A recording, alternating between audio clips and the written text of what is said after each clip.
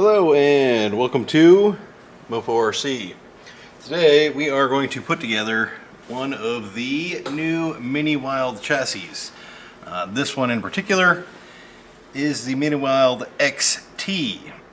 That being the difference between the standard Mini Wild. The Mini Wild Standard, as you will notice, is a tiny bit shorter than the XT. Just a little bit. It is approximately exactly 10 millimeters shorter.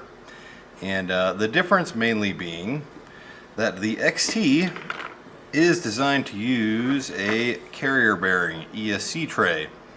To use this carrier bearing ESC tray, you will need the lower transmission shaft out of a stock transmission from an SAX-24. So you take your SCX-24 stock transmission motor assembly. Oh god, this one must have a Torque Beast X in it. It's going to be a little difficult to get to that screw. There we go. So the Torque Beast X is a neodymium magnet motor, which makes it extremely difficult to get any sort of steel near the motor without it sticking to it. But here we have the transmission now taken off the motor plate. We're going to pull off this spur gear right here. Hopefully you guys can all see all this, because I forgot to flip my little camera screen around. Let me see if I can do that real quick so I can see what you're seeing.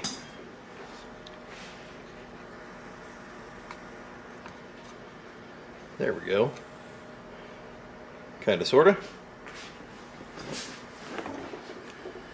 Okay, so here's the transmission. I've taken off the spur gear. There's a little nut that came off of there. Now I'm just going to go ahead and take off all 4 of the screws that hold the motor mount and motor onto the transmission. And I don't know if you've noticed yet, these screws are quite difficult to get off my driver because this is a very awesome precision driver from Mofo Rc. When you get a screw on there, most of the times they will stick on there because they are extremely precise and awesome. And you don't have to worry about stripping screws out nearly as often. Okay, we have the transmission off of there.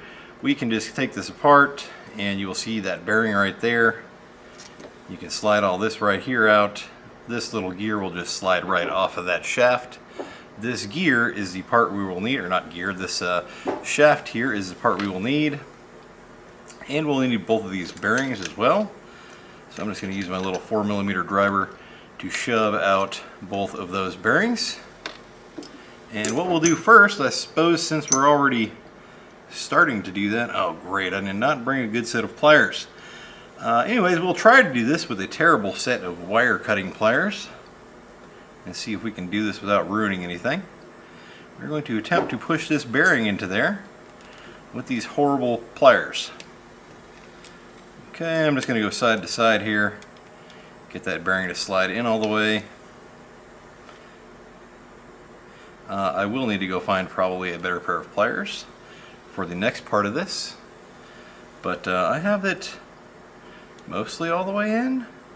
Once you do that, this little shaft can go in there, and it is going to go in this orientation right here. If you can see that, hopefully.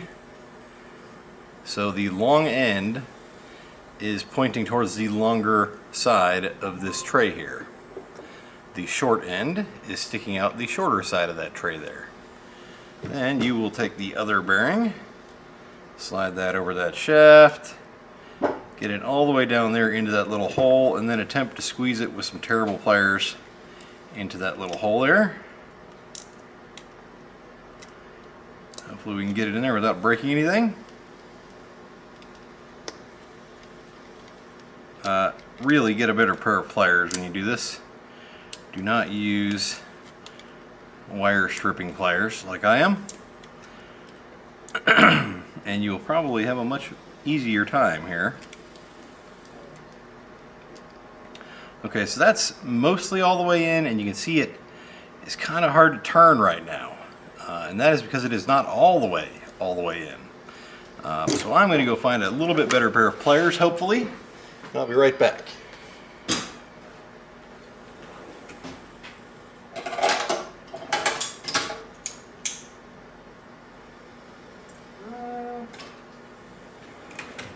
One of these will probably do.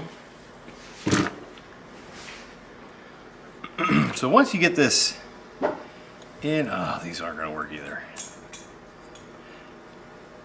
Once you get that in all the way, which hopefully we'll do here in just a second. Okay, let's see here. Use the world's most strengthily insane pliers here with extra torque multiplying joints in them. And we get that in there, and it will turn a lot smoother.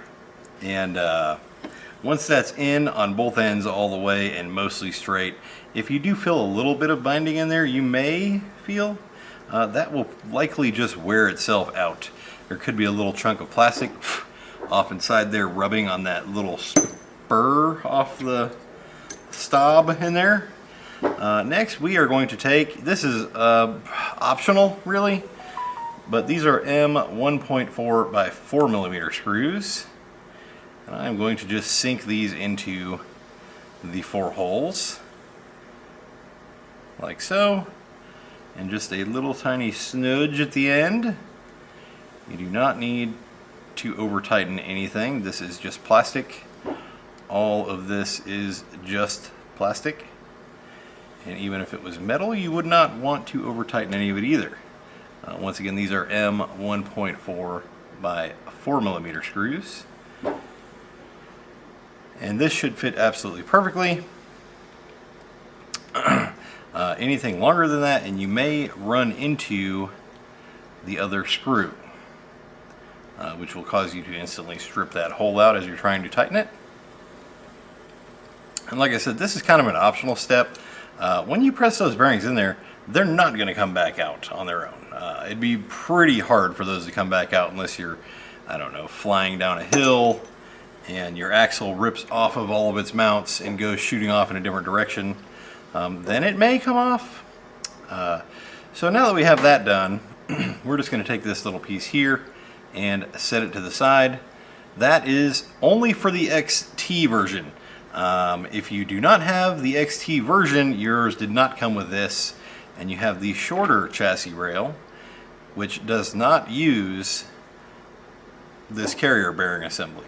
It will use a standard ESC tray such as this one, which will mount in the same exact holes, kind of right there-ish, as this would if this was using that, but it is not. So, wait a minute, this one I mean would be if it was, and it is not. This one would mount right there, but that would be the wrong one. This is the correct one for this one, would mount right there. This one you can see mounts 10 millimeters further inward right there. So, let me get rid of this other chassis so I don't keep messing with it. Alright, so we will be needing for this little venture we're doing, as I've shown you already, some of the parts. We'll also need 3 drive shafts. These 2 drive shafts are both front deadbolt / Betty drive shafts. If you don't know the length of the drive shaft and you have a deadbolt laying around or a Betty and you have not changed the suspension at all or the links or anything, it is likely the front one of your deadbolt or your Betty. This one right here is a little bit longer. This is from a C10 or a JLU front drive shaft. This will be for your rear drive shaft on this one. If you have the standard version and not the extended, not the XT, you will need a Power Wagon or Gladiator rear drive shaft. As the links for the rear are Power Wagon or Gladiator length, you will need that drive shaft. These links here, as you can kind of maybe see on the camera, these say Super Bolt on the top, Super being super long in the back, Bolt being bolt in the front. If you have one that says, let's see, Gladi JLU right here, that would be Gladiator rear, JLU front. If it says Gladi Bolt, that would be Gladiator / Power Wagon rear and Deadbolt front. So when you get yours, if you can read the little tiny legibly, slightly legibly thing there, that is what they say. This one being an XT, we are using the Super Bolt links. Your links will come on a little parts tree such as this one, and you will need to chop them off. So everything sticks to this freaking motor. Let me get rid of that motor as well. Alrighty, so I'm just going to take the smallest side cutters in the world here and just chop these out real quick. And we will fine cut these here in a second. I'm just going to get them off my tree here first.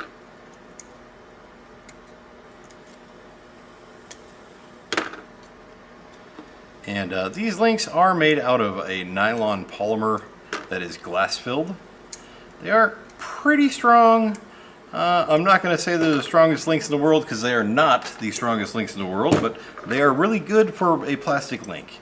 Now what these are here, these are the front lower links, as you can kind of tell by the bend here, and they're really short. And you can just use like a little pair of toenail clippers or fingernail clippers to chomp off all these little things here. And you can even just snap them off first if you want. Chomp them off like so. You could also use a razor blade or a razor knife or an X-Acto knife or whatever you want to call it. You will only need 2 of these. However, there are 3 of each of them in case you happen to break one of them. So all the extra ones you can just pull off, stick to the side, keep them in a little box somewhere when you go out crawling, and you got a spare with you just in case. I'm going to continue chopping off little nubs and making a giant mess. I should probably not do that right over my parts tray here. Let's do that over here to the side.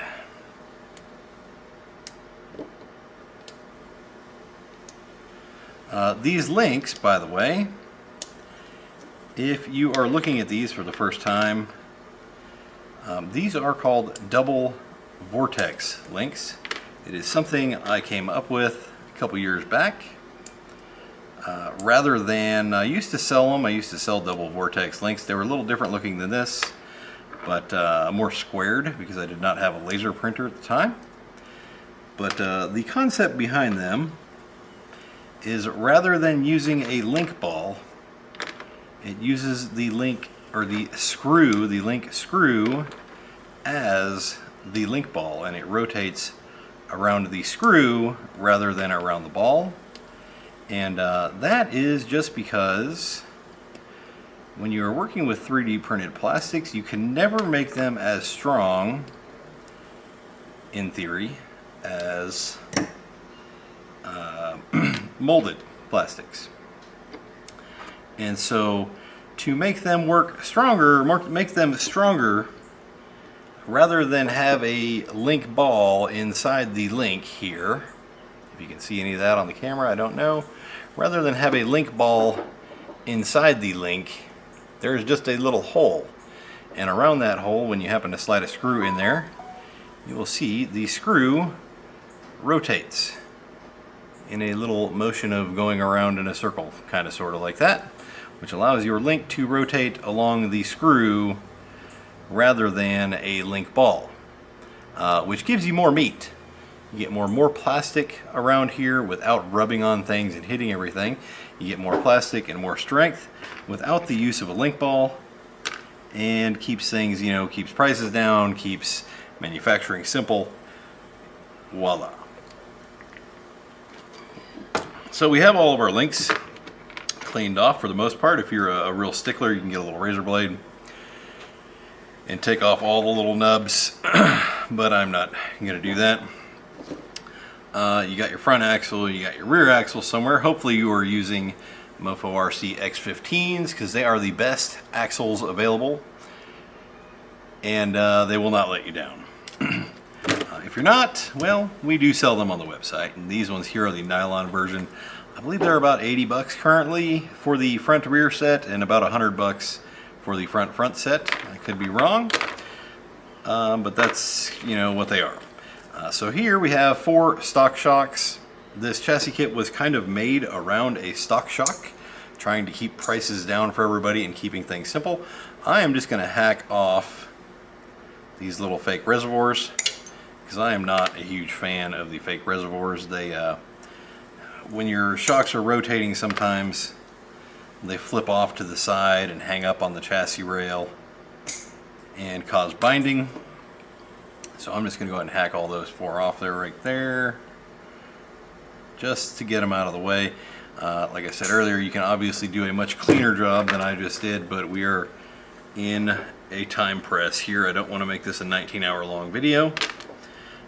So there's our 4 shocks. Here's our skid plate. Here's our motor and transmission we are putting in it. This is a Mofo Rc Pancake motor. This is the ROP, the Revenge of Pancake. As you can see, it says Revenge right there. The skid plate was specifically designed around a forward-facing brushless motor. So if you try to stick a regular brushed motor on here with the big motor hanging out, you may be able to make it fit, but it's pretty doubtful.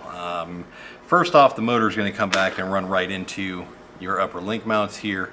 And second off, this has been moved and rotated on the plate for optimal positioning. So the motor's not going to really be in the right spot, even if it did happen to fit past the upper links. This being a superclass style chassis, mostly you're going to want to run a really great motor anyways, such as a Mofo Rc Pancake motor. I guess we'll install that last. We'll just kind of put this together first and then worry about the motor and transmission and drive shafts and all that stuff. So let's see here. We are going to take our 050 tool and we are going to put on the, oh gosh, I guess we'll put the skid plate on first since I keep holding it. And for this, we are going to use 1.4 by 8 millimeter screws. I'm just going to drop a little pile there. I believe we are going to need 4 to install this. Now, very important note here, when you install your skid plate, you will need, let me go ahead and grab them again after I just put them to the side, your lower links. Your lower links will go on the skid plate at the same time as you're installing it. So you can actually put these on first and then install it. But so what we're going to do here is we're going to take the rear link, and it goes in the raised hole here on the back of the skid plate. Rear links will go in the raised holes. These are going to be M1.4 by 10 millimeters. So we'll get a little pile and put that right there. And the screw is actually going to go in a little hole here like so. It will slide all the way through the link, and then you will hit some meat. And while you are installing these, just give a little bit of light pressure forward as you turn slowly, like so. And you may feel it abruptly stop like mine just did. If it doesn't, if it wants to keep spinning, just stop for a second. Give yourself a break, give it a break, and give it one more little tiny ooga booga there, and you will be done. And now we have one link installed on the skid plate. Now let's go the other rear link right here. Grab one of our M1.4 by 10 millimeter screws. Slide that through the hole and through the link, and then begin pushing lightly as you turn. Pushing inward lightly as you turn. Just like so. Now we have both the rear lower links in. Let's go ahead and put the front ones in. Same thing, M1.4 by 10 millimeter. These will go in the front holes that are not raised. Slide that little screw in there, light pressure, pushing inward as you slowly turn. I do not recommend installing any of these things with an Allen wrench. Buy yourself a decent set of tools. Right now, as of the making of this video, the Mofo Rc tools, you can have all 3 of them, a .050, a 1.5 millimeter, and a 4mm box tool for your nuts and transmission bolt. All three of these for just 10 bucks. These are very high quality, high speed steel. They will last you a lifetime for 10 bucks, and you're not going to ruin screws anymore and give yourself a headache. So now that we have those in, I'm going to go ahead and install this skid plate onto the lower chassis rail, and you can see it just matches up absolutely perfect right there, like so. For this, we're going to use the M1.4x8s I was talking about earlier. These may or may not slide right through your chassis. If they don't slide through, that's okay. Just, keep turning and it will go through. And same thing, apply light pressure forward as turning slowly. I don't recommend using power tools while installing anything. It's super easy to strip stuff out that way and create a headache. Go ahead and install the rear screw here into it. And I know most of this seems pretty self-explanatory. Reason mainly for the video is to tell you any little notes you may miss, and also screw sizes and placements, things like that. In case you're wondering, not everybody knows everything. And put the other side on. Should line up pretty much perfectly, and then screw it in. I am not in the hole. Right there, there it is.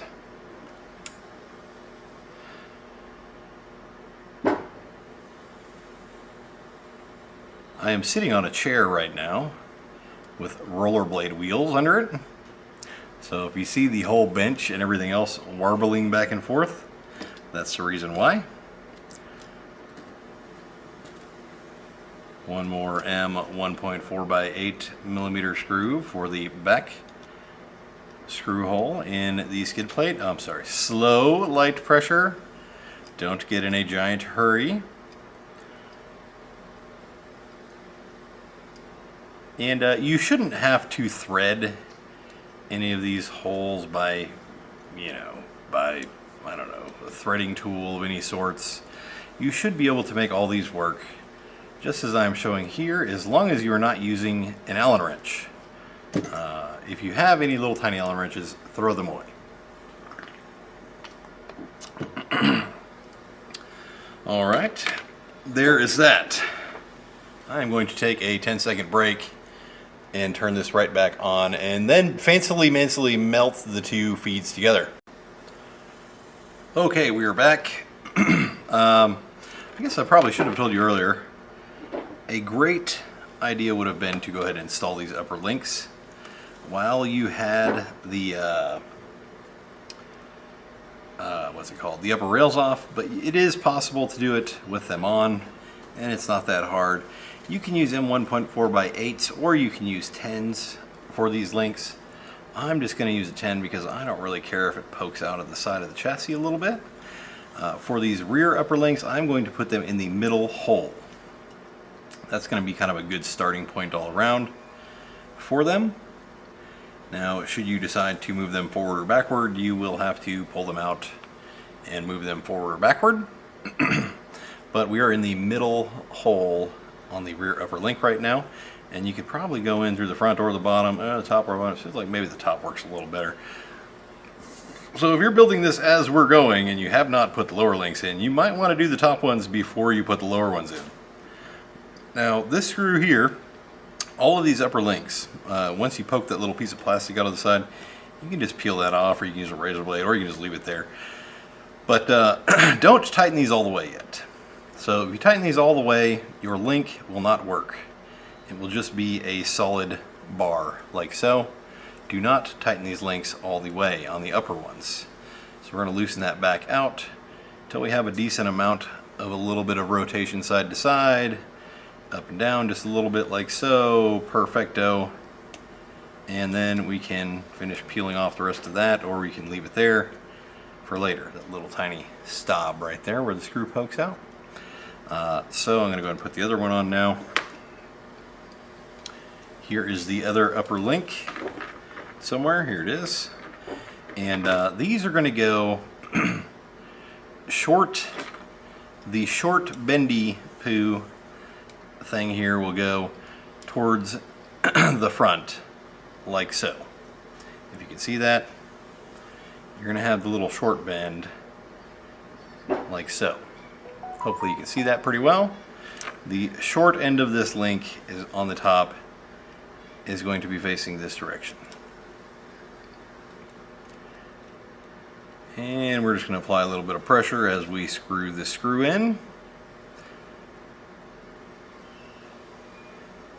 And again, if you screw it in all the way, it will not work. So do not screw it in all the way. Screw it in kind of sort of a good ways.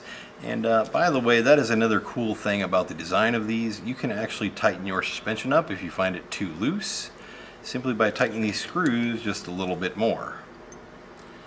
And same thing when you go to install the rear axle. Do not tighten these up all the way. And on the front axle, do not tighten the upper links on all the way on your front axle either. You will use a little bit of Loctite, get them screwed in, let the Loctite set up, and then where they stay, they should stay. So go ahead and put these front upper links on. And same thing, I'm going to use an M1.4 by 10. And this positioning, I am going to use the top hole for the starting point, not the lower one. The top hole will be my starting point as far as where this is being installed. And these are going to go like kind of like the opposite of the back ones. They're going to be pointing towards the axle as you screw them in. Gosh, I really hope you guys can see all this. I know this camera kind of stinks where it's at here, but it'll make a lot more sense here as we get going. Your lower link's going to be to the outside, upper link's going to the inside type of thing here. And this bend here is going to give it just a little bit of bend to go around that pancake motor in the front there. So let's go ahead and slide this in and screw it down. And again, with this, upper links, do not tighten the screw all the way with the included links, or you will have no links. You'll have no suspension movement at all, and you'll be wondering why. And that is why. Just go ahead and loosen those up a little bit if you have no suspension movement at all. Some of you guys may have been on the scene long enough to remember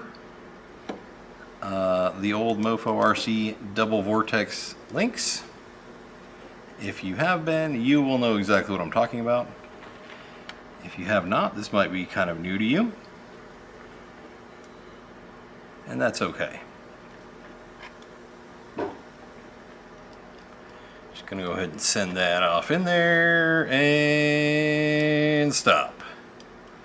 About right there. And I can tighten these up later if need be, if my suspension feels too loose to me. So as you can see, lower links will kind of go towards the outside. Upper links will kind of point towards the inside. Obviously that's a bit exaggerated, but you know, you kind of get the picture. Alright, so we have the links on. Let's see here. I guess I will go ahead and... It really doesn't matter exactly what steps you go in. Obviously, anything can be taken back off and put back on later. But for ease of use, I suppose I'm going to go ahead and just install the rear axle real quick, just to get that out of the way. These, depending on what axle you're using, for the most part, most axles are going to be using an M1.4 by 10 millimeter. And that's just going to slide right through the first hole, right through the link, and into the second hole, which you will thread. And do not over crank these down either, or you will have no suspension movement once again. And that is a way you can tighten it up later, should you want to tighten up your suspension a little bit. just by simply tightening the screws a little bit more. Pretty cool concept, huh? Go ahead and send that one in until it just touches the outer little retaining bar there. And I'm going to take the upper links, and for my initial placement, these are going to be M1.4 by 8 millimeters. For my initial placement of these upper links, I am going to send them in the bottom front hole of my Mofo Rc X15 rear axle. There is more than one hole on here. I am sending it into the bottom most forward hole. Same thing, do not over tighten these or you will have no suspension movement. Same thing with the other upper link that I just got in the way there. There we go. M1.4 by 8 millimeter. And I'm going to send that into the bottom most forward hole on the link riser. And I'm going to put it into about right there. And we have our rear axle installed, mostly, minus some shocks, which we could actually go right ahead and probably install right now. Another cool thing about using stock shocks, this one I'm going to send kind of right in the middle here, I guess. We're going to put that right in the middle there. The fourth hole down from the top. We're just going to send that away right into that hole. And I will show you another cool thing about using stock shocks for this build. And we can always change this later if I don't like where that shock is mounted at. This is going to go in my shock mount. And don't over tighten anything, okay? And I'm not saying that to people who have been doing this for a while, but to anybody new, you know, maybe this is your first rig you're building or second rig. When it comes to these tiny little screws, you just don't really want to over tighten them. I mean, I'm talking just 2 fingers. It's turning, it's turning, it's turning, it's turning, stopped. And it stops turning. And I'm going to go ahead and stick in this bottom screw into the mount. And then I will show you the cool thing about stock shocks.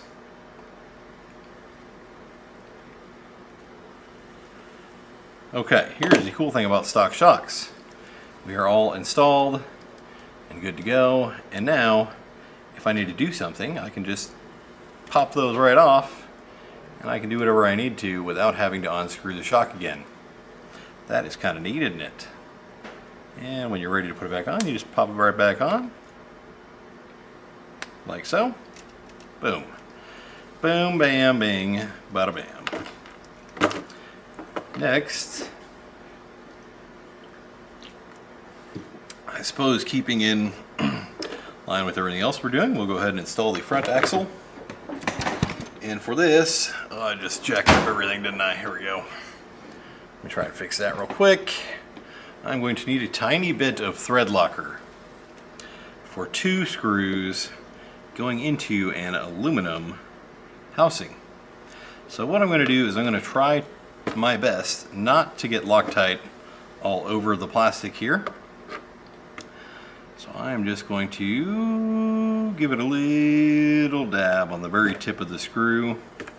And I'm going to go ahead and install this upper link right here. Just like this. And stop about right there so I get a little bit of movement still. And I'm going to go to the next one. And install the other upper link. We're going to slide it through the upper link first. Put a tiny dab of Loctite on it, like so. And this is just blue thread locker. Doesn't really matter what brand too much, I've found. Some may be better than others, I don't know. They all seem to kind of work pretty well. Okay, into that little hole. And I'm going to get it about right there and stop. And you just leave that alone. That Loctite will set up and keep your screw from coming out. These lower ones I'm going to use M1.4x10s again. Those go right through that little hole and then through that little link and then into the threaded body part of the housing with any luck. There we go. Just as soon as it starts to touch, I go ahead and stop turning. Same thing with this one. Get that lined up. Get this steering out of the way. Oh my gosh. Here we go. Here we go. These are M1.4x10s, once again, for anybody who is not listening to the first one that I just put in. And now the front axle is installed. I'm going to go ahead and just stick these shocks on while I'm here.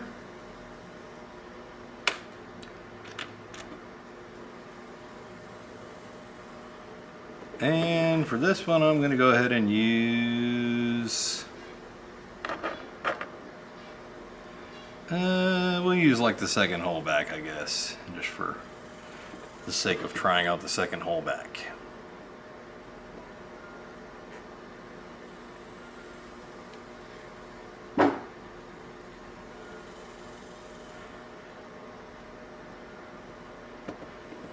Ish.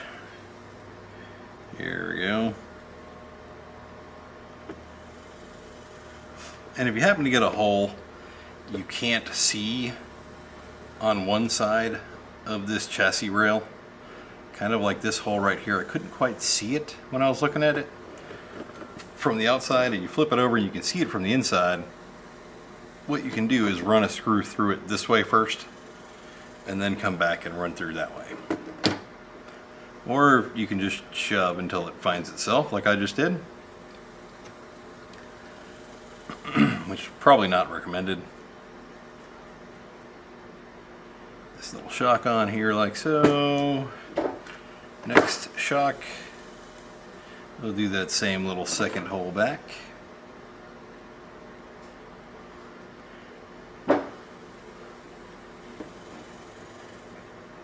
And some of these can be a little hard to get the screws started in, which, like I was telling you just a second ago, easiest thing to do, start from the other side and shove a screw, just thread it right through all the way from the other side out. Then go back to this side and rethread it back in. That'll make things easier if you can't get it to go in.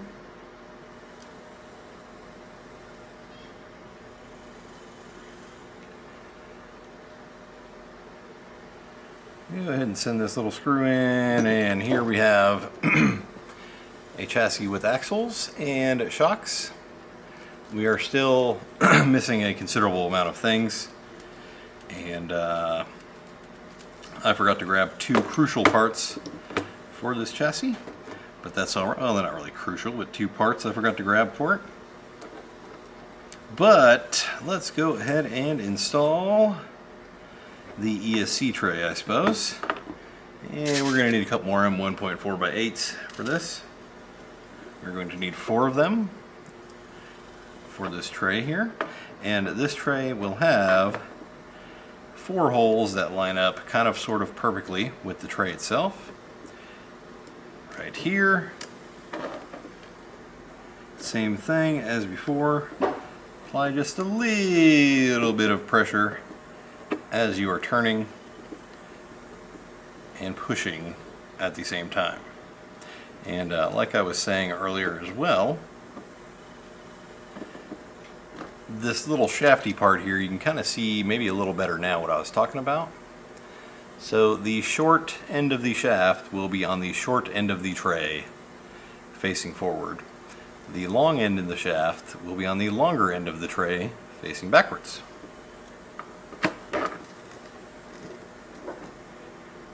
Put a couple more screws in here. Again, these are M1.4x8s. And just apply light pressure forward while turning slowly.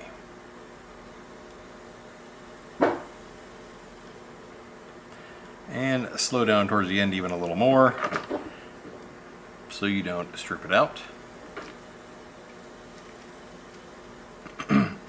You'll notice there is 2 more holes right in front of these that are kind of spaced similarly far apart, and those are going to be for your battery tray should you decide to be using the battery tray that is included with this kit. Now there is other options you can do. You can use like the battery on axle mounts that some people have made, and you can rig your own up or you can buy them. We might even get some on the site here pretty soon for this specifically, but we'll see. So that little tray there is installed. Now we are going to go ahead and install, well, I guess since we've got all this on, I may as well go ahead and put the transmission and the drive shafts in, huh? So I'm going to first install the drive shafts to the transmission, and then also to the differential, and then I'm just going to kind of shove it all in there together and hope for the best here. So let's see, we'll do the 2, we'll just go ahead and put the 2 small ends on here. Maybe that'll be easier to get it all lined up. And for this I'm going to be using the stock M1.4 by 5mm black screws that come with your axial SCX24 that are like 99% of all the screws on it. And just for the sake of congruency here, we're going to go ahead and use both these little shaft parts towards the transmission. There we go.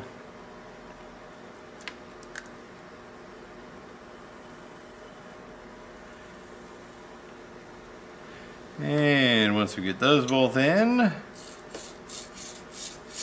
we have the transmission assembled. I'm going to go ahead and stick on these little female end of the shafts onto the axles, just like so.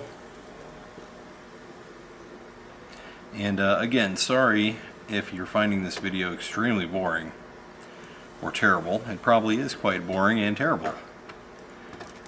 But some people may be building this right now at home and may need this video.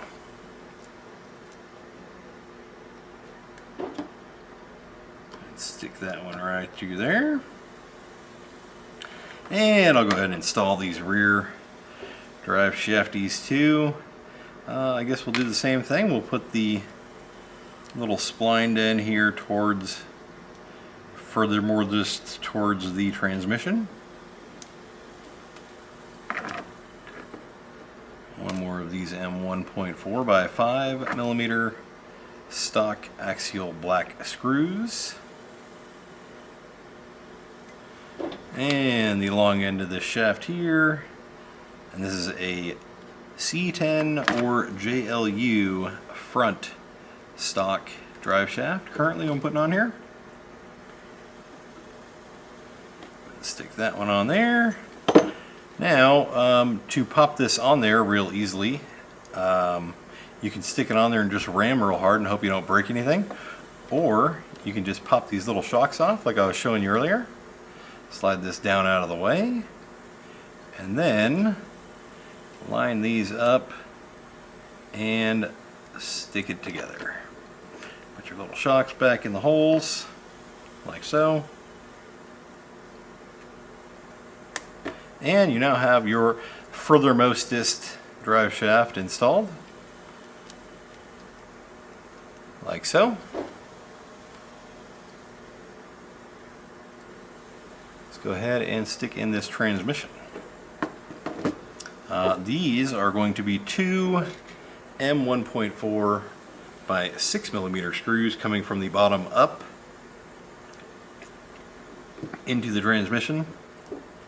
And the one going through the top down, I'm going to use an M1.4 by 4mm screw for that. So first I'm going to line up that drive shaft there, and then see if I can't line up this drive shaft here, and just drop it right into place ever so awesomely, like that. And I'm going to hold it together with my 2 fingers, hopefully, as I flip it upside down, and drop in one of these M1.4x6s.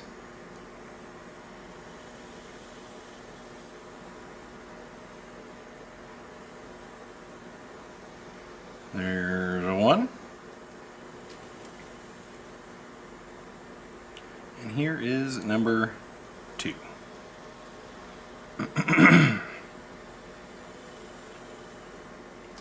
And this little top screw, realistically, you probably don't even need it. But let's see if we can't jam it in there as well.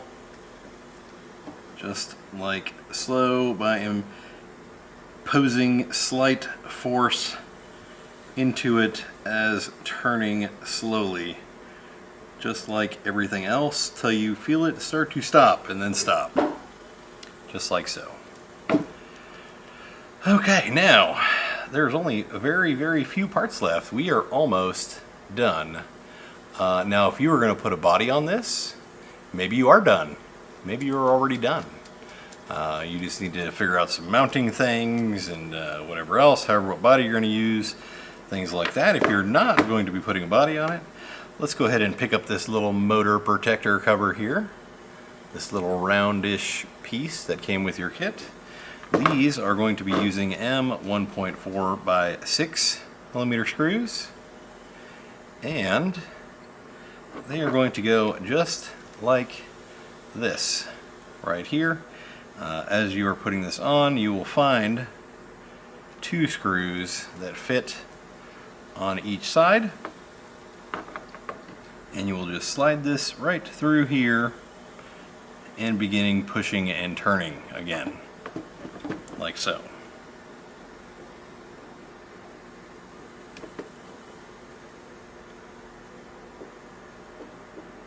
This little motor protector cap here, you can use it without the other parts that are missing here currently, but I will grab them and show you in a second. Obviously I would recommend using it with the rest of the parts that are designed for this kit, but you can use it without them should you have to, or decide to, or lose yours, or whatever the case may be. Maybe you're putting a certain body on this, you wanted to use this motor protector / chassis stiffener, but the body won't fit with the little upright rest of the part protector, and so you just didn't want to put it on. It can be used without. You're just going to apply some pressure and shove and turn and push and twist until that goes on, and stop. One more screw there. These are M1.4x6s. You could also get away with using M1.4x5s here. The M1.4x6 does stick out just a little bit on the inside of the chassis, as maybe you can see, but probably not. Not sure. So the little motor cap is on. Now we just need the upper protection rails here, which I have to go grab, so I'll be right back.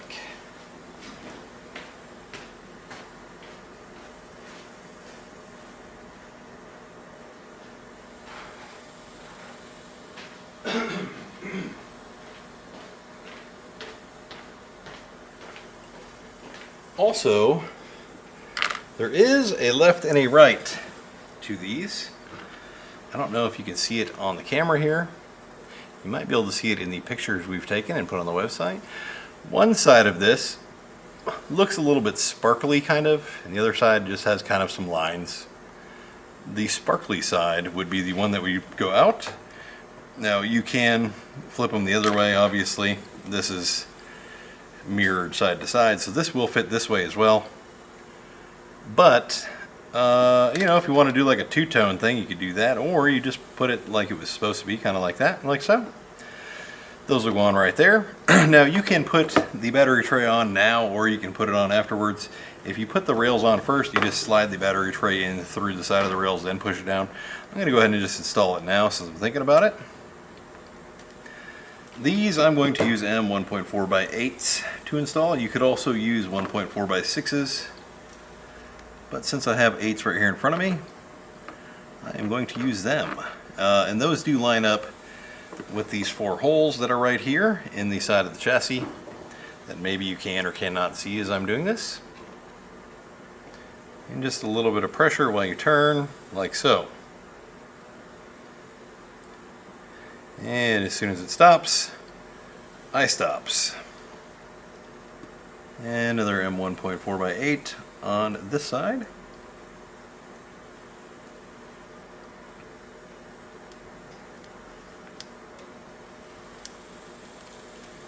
Let me flip it upside down so I can see where all my holes are here. There we are.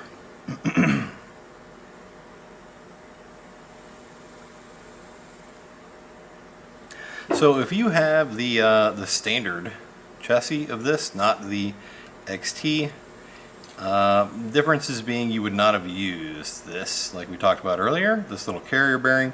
This plate here would have been there in place of that carrier bearing, which pretty much looks the same, but does not have the carrier bearing underneath it. And the only difference really with that, you will have a drive shaft that you can, you would be able to see kind of about here-ish at this angle. Right about there, probably. Hanging down just a smidge below the lower links. Okay, other side, other 2 screws. I just clipped my fingernail, so I can't pick these screws up anymore. Or at least this one. Give me problems here. There we go. Alright, let's go ahead and put this one in. Just a little bit of light pressure while we twist.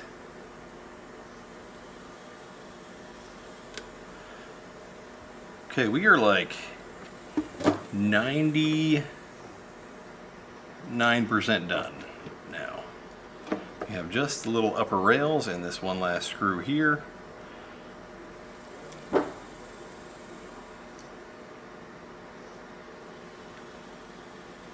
And there we go.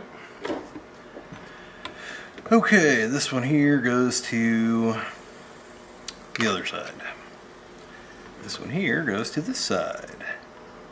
So these will line up with 3 holes right here at the back, right here on your motor protector cover, and right here on your front mid chassis. These are all going to be M1.4x6s, or if you don't have any more M1.4x6s, you could use 5s as well.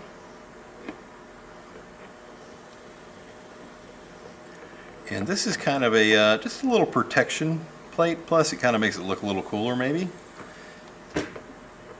This will help kind of protect your battery and your electronics if you do roll over.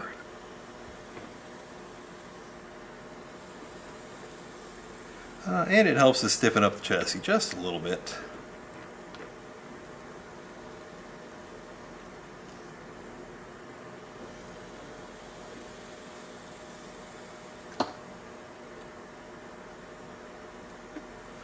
One more screw going into the little motor cover.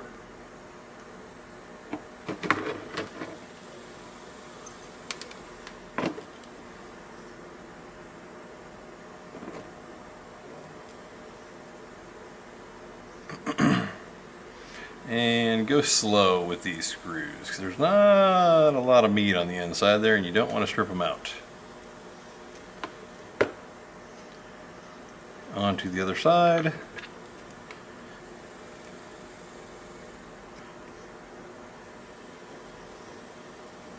Slowly and light pressure inward. And stop.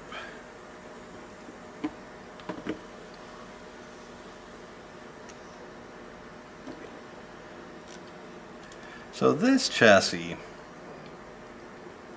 I hope I've shown this in this video, but this is just designed to be a great, even at competition level, chassis on a budget and super easy to build with no thought involved. I put all the thought already into it, so you do not have to. You can just put this together, put a nice set of wheels and tires on it, stick some electronics in it, maybe an ROP and a Rockwolf 32-bit ESC. You can use this little battery tray right here. Do I have any batteries around? I do not. So this little battery tray here is designed so these, you can kind of pry these out a little. Now you can just kind of shove that in a little bit, slide your battery right through, or you can pry it open a little bit, stick your battery in here, turn it, put your battery in right there. These little upright bars will help hold your battery in at the same time as these little side parts here of the battery tray hold it in. You can mount your electronics right here and here. Servo right there, obviously. You could run this with four-wheel steering as well. There's nothing really back here to get in the way of four-wheel steering. And there you have it. It really is that easy to put this together. Once again, this is the Mofo Rc Mini Wild XT chassis, the extended version. We also do have the standard version, as I've showed you earlier, which is a little bit less complicating and does not require this carrier bearing. Now, instead of the carrier bearing, you would just have a drive shaft running from here to there, which does in fact hang down almost exactly where the links are. It might just be right below the link line, just barely. But even at that, still should be very, very good as far as the angles go and how much clearance you're going to get with this chassis. I hope this video helped you to build your chassis kit, or if you were thinking about buying one of these but thought maybe, oh, it's just going to be too difficult, I don't know how to build something so extravagant. It really is that simple.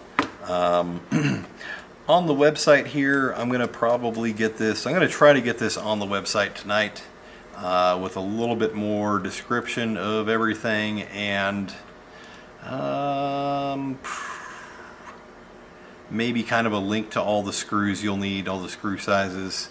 Currently this will not come with a screw pack, but we might sell it with a screw pack as well as an option, trying to keep it budget minded. I know a lot of you guys already have a million screws laying around, so you probably won't need to buy screws, but if you do, we may offer a pack for that just specifically for this, or you could just buy one of our other packs we already sell that has packed with screws and nuts and everything else. I hope you found this informative and easy and fun to watch for the most part, even though it's kind of tedious and boring watching me build something like this. But I appreciate you stopping by anyways, and have a great night.